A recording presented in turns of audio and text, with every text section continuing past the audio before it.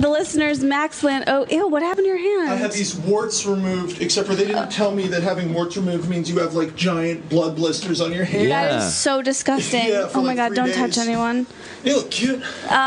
So Max just walked in. This is without peer my favorite performer in pro wrestling today. Wow. Is a character you need to understand. This character, like that he plays, began in a group of villains who were really kind of interesting called the Spirit Squad, sort of nefarious male cheerleaders, who then at first were actually kind of frightening because it was a group of 5 guys who'd kick the shit out of people, and they were funny, but their sort of happiness came off scary. Standout performer in that group by a long shot.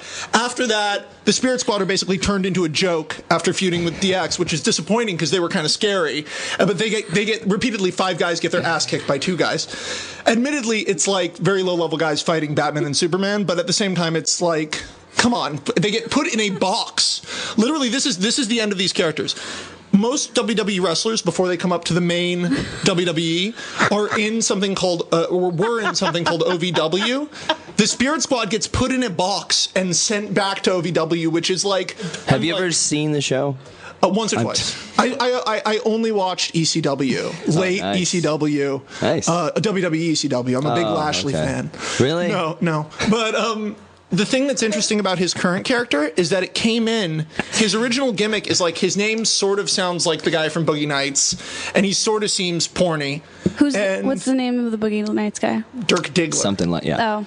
And his thing is that he shakes people's hands and says his own name. And that was your character for like half a year? Yeah. Did you make your own character? A little bit. Okay. Now I assume you have more input. It's much more very similar to me right now. Yeah. It's more and more every day. Because what his character evolved into, easily my favorite bad guy, is a guy who is legitimately as good as he claims to be. Like, he can beat most of the good guys. Like 90% of the good guys who are below the top level of good guys. This character, if he gave it his all, could probably beat. Is sort of a coward, but not at the level of some of the other villains. Like, he's so afraid of losing that he'll sabotage himself. Mainly through the the machinations of his former lover, and now he has this weird relationship with one of the other villains who's obnoxious and horrible and really fun. You are like just a dog who can just be unleashed with information. You just don't won't understand stop how and much attack. I like that this I is think I'm getting it. This is okay. Like, wrestling is the only thing I freak out over at this point. It's the only way I get starstruck.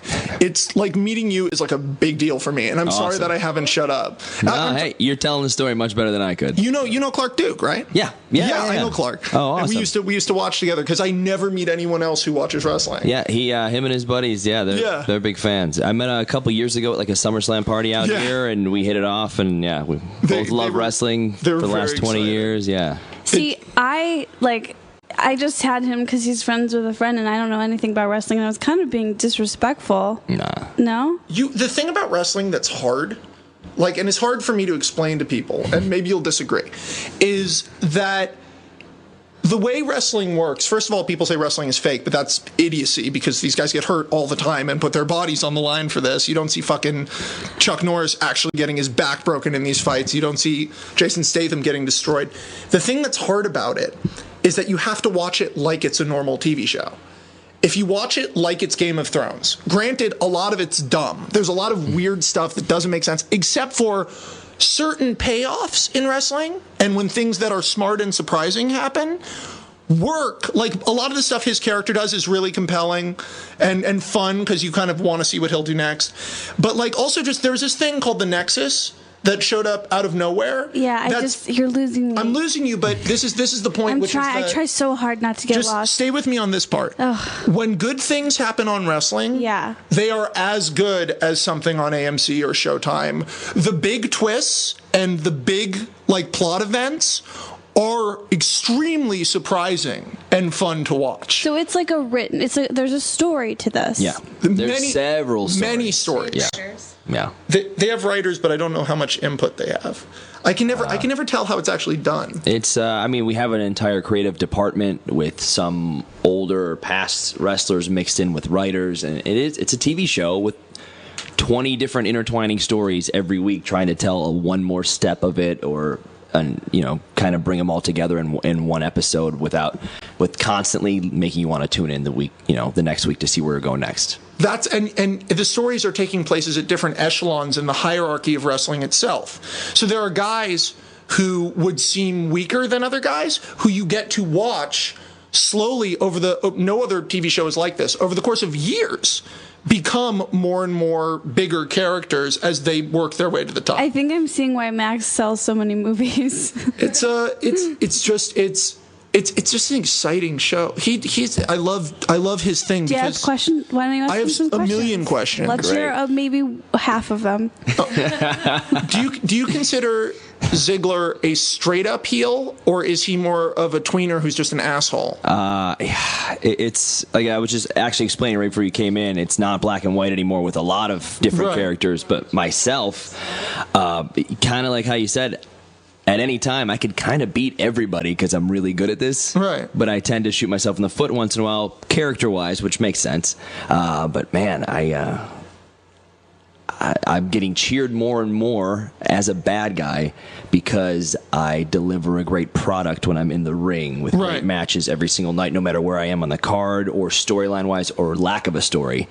So I think the fans long term is starting to pay off if you've invested in my character as much as I starting. What's heel mean? That's bad guy, good guy. Okay. Heel is bad guy. Mm-hmm. Heel and face, but in wrestling, there's a thing has happened ever since the '90s, which is that it's kind of fun. A lot of the heels are kind of more fun than a lot of the good guys. Why are you laughing? It's a good show. I really like the show. Yeah. I know. I'm not laughing. You're laughing at me for liking Breaking Bad? No, I don't. You're gonna get in a fight? No. So, okay, what's another question? I'm gonna moderate. I have a bunch of questions. I know. The way you sell. You have 1 million. Selling is the way a character in wrestling is made up of many different parts, not just like good or bad, because in the ring they have to do all this stuff. The way you sell is extremely unique and intense. Yeah. And I was wondering, this is sort of a big question, do you mean it to be as funny as it is? As best as I can answer this is I see my job, whether other people do or not, as an art form. And that's performance art. Yeah, and the reason I have long blonde hair-ish is because everyone else has short black hair. So I want to stand out at every possible way. I want everyone looking at me, talking about me. I want to eventually be the main guy of our entire company. Right. I'm building my way up there. And I think with the way that I get beat up, I go above and beyond, not to make it funny, to stand out, but also I throw my body into it 100% to where, not that everyone else isn't working hard, but they can't do my job as hard and well as I can. So I pride myself on that. It's it's a method to further set you apart. And it's constantly like I see it. Like you said, performance art. If you're in the beginning of a match. By the way, the only commercially successful monetary form of performance art is professional wrestling. It's the only one that makes money. Wow. And they make a ton of money. Yes. Our company, like I said before, it's constantly growing and expanding. And stand-up doesn't count? Stand-up is not performance art. Stand-up is comedy. Oh, wrestling is your whole body. It's dance mixed with stunt work. I mean, he portrays, even as he's saying, he has to think, while you're being hurt, you have to think about the best way to make getting hurt look great. Right, in an artful way. It's like acting, but it's like improv acting, I guess. Yeah, how much? That's a big question. How much improvisation is there in the ring? There's a lot, and with the way it's set up, especially our weekend shows, our live events, I love it. I love on the fly, do it all. Right. Like, this crowd's going nuts. I'm going to take them down a notch. Watch this. And you just do it, or this guy got me with something that the whole crowd went, oh! So all of a sudden, instead of going like this, I'm crawling on the ground for my life. And I pride myself on that storytelling part of different aspects of the match later down the line. It shows. You're fantastic. And are you guys going to have sex? Even what he just said about standing out is very familiar to me, because the reason I wear bright colors and dress the way I do and the way I look, all of this and is you wear rainbow shoelaces? And the rainbow shoelaces, all of that is to stand out from other screenwriters. and to be memorable instantly, and it's working pretty well for me. And so it's incredibly interesting to hear him say that. Is it?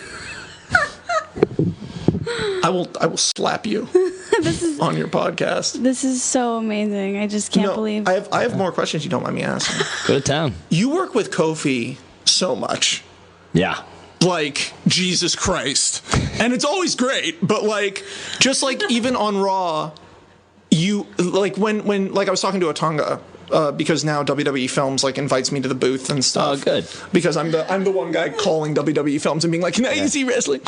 Right. But you work with Otunga, but you work with Kofi a lot, and like the sequence at the end of the match on Monday. Counter, jump on the thing, he jumps over me. Like, even someone who doesn't watch wrestling would watch that and go, Jesus Christ, that was really cool. Right. Are you uncomfortable at all? No. Okay. No. Are you? Is that seat getting a little damp? Enjoy watching us at work? Anyway, so no. That was all on the fly? No way. No, but to be fair, some things were switched on the fly towards the end of that match that were my call based on the crowd loving what we were doing. Yeah. And your goal is with our show, no matter whether we have these diehard fans for 20 years or not, the goal is every night when I come out, if somebody happens to be clicking through for the first time, I have to tell them a quick story that I'm the bad guy, this is the good guy, and whether you've seen us fight 1,000 times, me and Kofi, a couple hundred times, if you count our live events and everything. So to make it interesting every time, I want my match to be the best every night. So I won't let us go through the motions and we're really good at doing some stuff, let's do it. So even if you're a casual fan or just clicking through and you see the counters that we do, the long-term fans go, oh, right, because they countered that into the one time. Because I remember, I'll buy that. Like, oh, my God, that's where they're going to go. Nope, we're going one more step. And sometimes out there I go, hang on, we can do one more thing. Let's get this in here. And it doesn't always work, but I tend to know what the hell I'm doing out there, so it usually goes pretty well. So you have the long-time people going, that makes sense story-wise, and the perhaps casual viewer going, whoa, holy shit, that was awesome. Do they do this all the time? Yeah, but it gets better every week. Okay, well, maybe I'll come back next week. Do you like mild, medium, or hot salsa? I do the corn with a little bit of green and a drizzle of the hot across the top. No pico de gallo? No, I don't like tomatoes. I like how much thought you put into the salsa. Like, you're actually my favorite wrestler. Like, you're the guy who I've been watching. You're like, you know how people pick favorites, and it's like, this guy's gonna be someone. Like, from early on, like once the handshaking ended and you start to making your fucking promos where you just talk about how you're the awesomest person ever. That's his character, is a guy who thinks he's the awesomest person ever and is almost Max there. Landis? Yes. And why do you think I like him? He also wears a lot of. He used to before Cena started wearing. He had a lot of pink. It's just for a couple weeks. It comes back. Okay. Max, this is purely to donate to breast cancer for a couple weeks. Yeah. Max, do you ever eat at Chipotle? Do I what? Do you ever eat at Chipotle? Is that what we were talking about? Yeah. Before I got here? Yeah. Not anymore. That's college, man. That was when I was like, did not care what happened to my anus. Was I would be like, you have to deal with the consequences. Yeah, it's your actions have consequences. It should be Chipotle. Your actions have consequences. Like, it's like a crime and punishment system for food. I don't know. I have more dumb questions. Do you mind? We know that you do. His finisher, the zigzag, is one of the most visually startling finishers that can happen in a second, and it's cool because it happens from behind people, so it can happen as a counter. You take like a full-on back bump every time you do that. Of course I do. What's a back bump? It sounds sexy. When you... Oh, yeah, I get it. Like a reverse baby bump or something? It's... when we are trained to fall down and to do this for a living, I fall down every day 20 times at work. But when I'm getting hit with stuff, I fall down. So you have to learn how to protect yourself as much as you can. So flat on their back, like from a standing position. Yeah, and it takes its toll after a while, and sometimes it hurts when you fall just once, let alone 20 times. But it's I am athletic, so I jump high to do things. And he bounces around constantly. And I jump high to hit my finishing maneuver, which would end a match theoretically with me winning. Every once in a while, I jump up and grab a guy's head and kind of bring him to the ground. And even I kind of hurt my back a little bit when I do it. So It looks like it sucks. Like, it almost looks like he gets hurt more than they do if you think about it. But if you don't think about it, it's like, oh, he killed that guy. It's pretty sick. I am sort of curious, just because you seem like you're a healthy dude. Do you have vices? Or is just what you do is your vice? It's like you're... No, I'm sure I do. Let's see. What do I like to do? You tweet about porn a lot. I allude to innuendo Yeah, a lot. You gently, sorry, PG Company. Yeah. PG Company, I always make sure it's friendly By the way, speaking innuendo. of the size of your balls and maybe a vice, where do you get off breaking kayfabe in your fucking Twitter handle? What? That's like, that's insane. Kayfabe is the ostensible reality in which wrestling exists, in which characters exist backstage in worlds lit to their personalities. It's insane. Like, wrestling, no one would ever think it was trying to be real. There are characters who can control fire with their minds. My God. Yeah. But, like, his thing is heel Ziggler, which is essentially saying, I am a bad guy Ziggler. Right, but it's also in the 90s came, we kind of like the bad guys. We know some of these terms in pop culture now. Right. So I'm not pretending to go, hey, I'm fighting for good. I'm a bad guy. I'd let everyone know. So screw it. Plus, I took it from Chevy Chase in Fletch. Yeah? Not from the terms of our business. Oh, there we go. Yeah. No, meaning asshole Ziggler. No, it's he actually has really interesting dating history. He's dated some people in the comedy world, right? Yeah, we talked about that. He dated Amy Schumer. Is that who you're talking about? Yeah, I think so. How did you know? Because I saw it online, because I'm obsessed with pro wrestling. Like, you don't understand. I'm not actually a fan of almost anything other than, like, this. Like, meeting him is, like, exciting for me in the same way that meeting Tom Cruise would be exciting for someone, except for less frightening.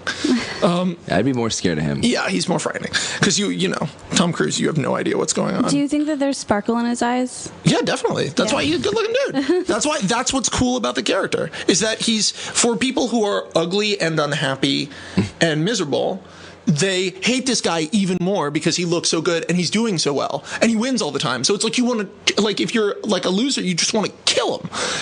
Me as a cool guy, I of course You can just relate to me. I think most fans ostensibly, I think the reason heels get cheered is, number one, because they make things interesting. Always. Heels are unpredictable. Faces are predictable. Bad guys are more interesting than good guys, right? Even in The Joker. The Joker, exactly. The Batman villains. Even though I know you're not into those movies. Oh yeah, I super hate Batman. What?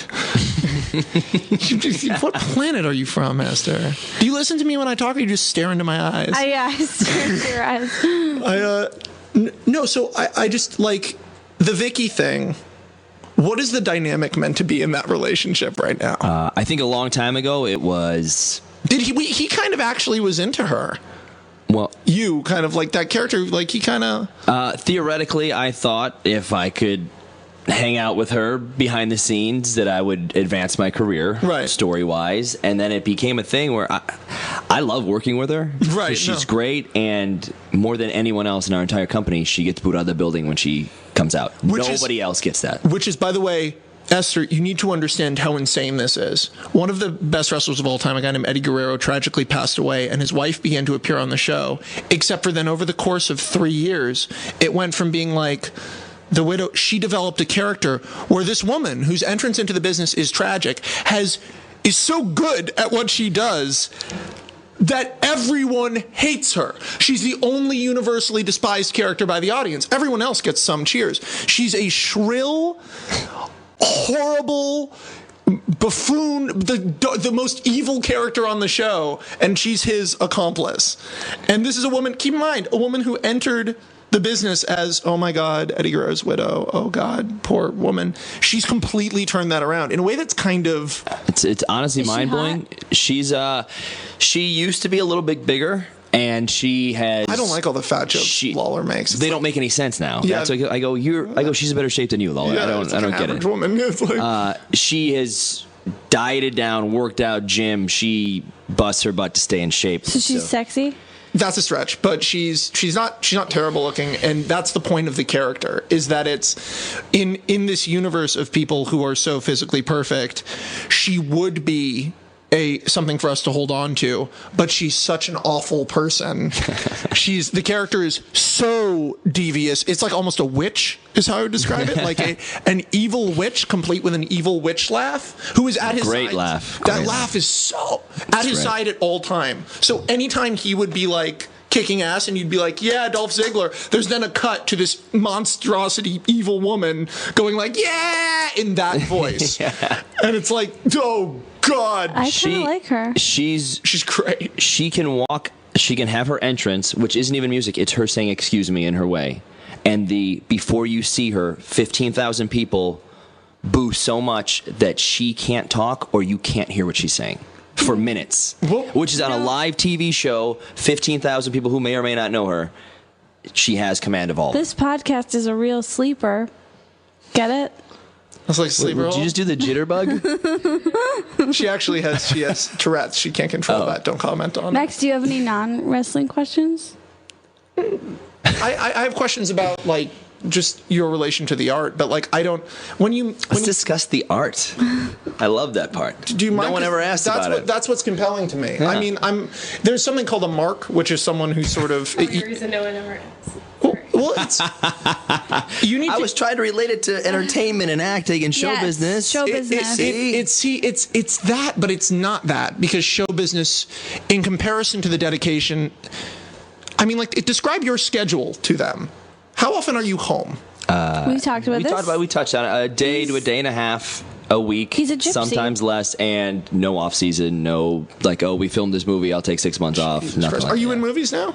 No, I was just relating that. Is that something you're interested in? Of course. Anything that I love entertaining. I love what I do, and especially with our superstars kind of making their way into some films and having our own WWE film department, I'd be more than happy to be a part of something like that, especially if it brought people who saw a movie and went, whoa, that guy's cool. I'll go watch this show on USA. So sort of a reverse Rock.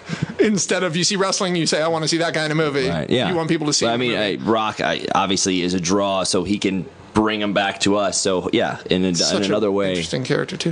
What do you think, as a guy who is a straightforward heel, more or less, with the addendum that a lot of heels have these days, yours being a standout, but like Cody is portrayed as being one of the best guys.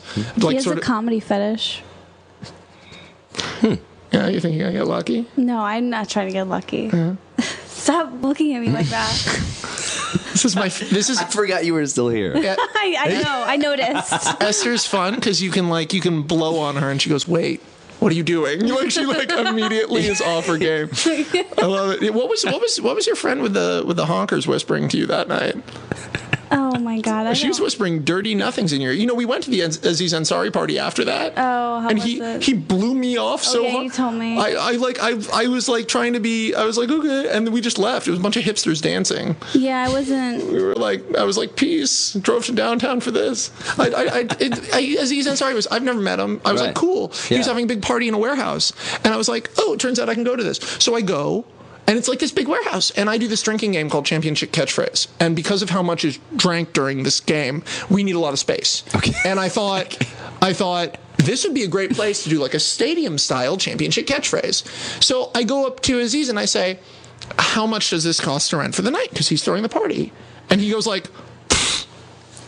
And I was like he made a noise, like I'm not going to talk to you about this, and walked away. Well, I feel like it's a little weird to be like, hey, how much is this? That's like saying like, I didn't go up to him and say, how much are you spending? I didn't go up to him and say, how much money do you have? I asked an honest question because I wanted to rent that warehouse. I couldn't find anyone else involved in the warehouse.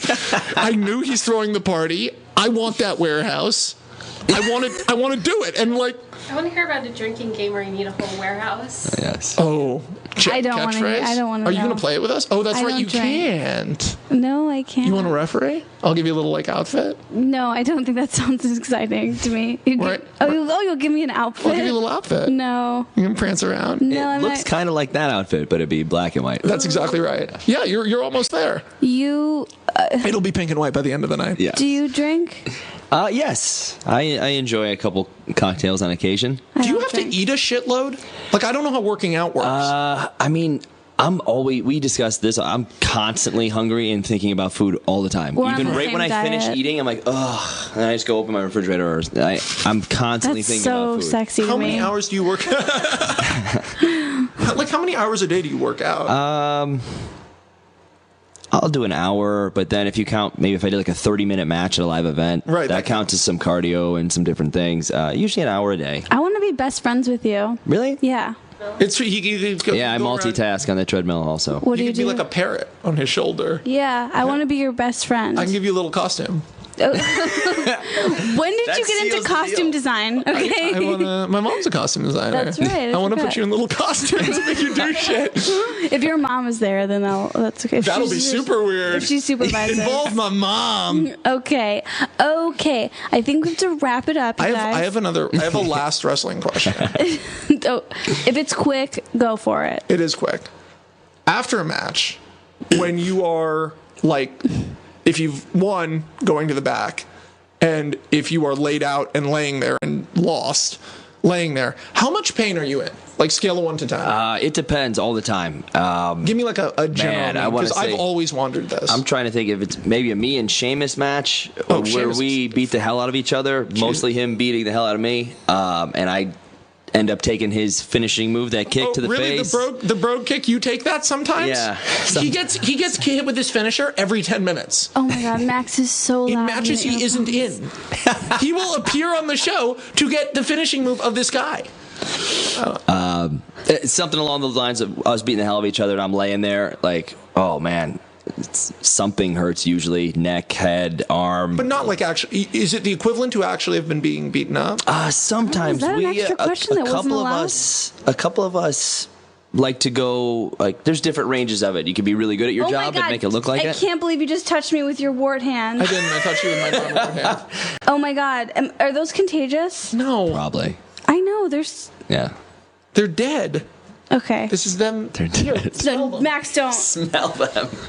Just have a. No. Come on. So you would say like an 8.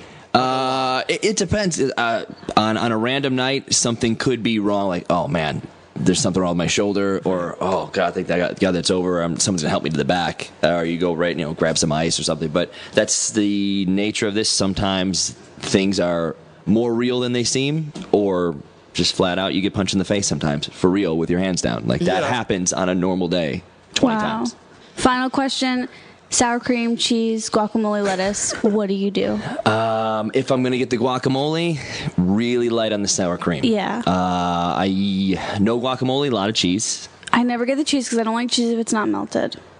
But if you get it and put the tin foil on, it sometimes melts in. Oh, okay. So you do your own little cooking version of it. Or also, I have a little toaster oven, so I'll eat half of it really fast. I'm starving, like after the gym or something, and then I'll turn it upside down to where it's sitting. The foil part is now the bottom, and I put it in the toaster oven, melts all the cheese. You're in for an the second artist. half. Yeah, you're a Chipotle artist. Yeah, Subway, watch out. Sandwich artists. Yeah. Was the whole thing before I got here about Chipotle? A little bit. Mostly. That's really all I like to talk about. Same here. So yeah, I think we're gonna wrap it up. This has been quite the episode. Thank you both. Mostly thank you to you, Dolph Ziggler. I'll take it. Max's favorite wrestler. Thanks, Max, for stopping by. And to be fair, Max is my favorite fan. Okay, you guys are gonna make out later, and I'm gonna tape it. And never show that tape to anyone. Just put it on loop in your own room. Yeah, you're right. Because that's wake up to that's it and go to want. sleep to it. Okay. You guys, thank you so much for listening, and we'll see you all soon. Bye.